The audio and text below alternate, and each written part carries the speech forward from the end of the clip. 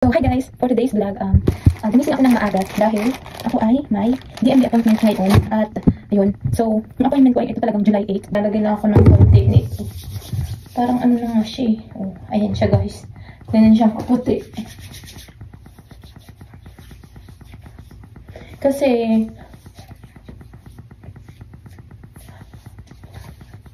yan. Tik lang ako guys.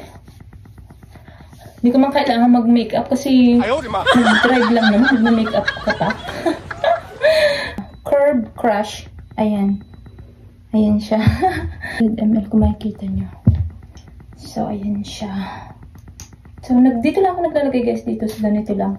Sa may likod ng tenga para mas long-lasting yung amoy niya sa katawan.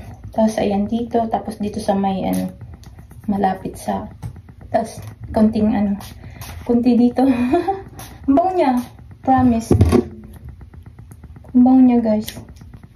Sayang. Sa idin. Kasi mahal din tong Eskinol na to. So, ayun lang. Bye!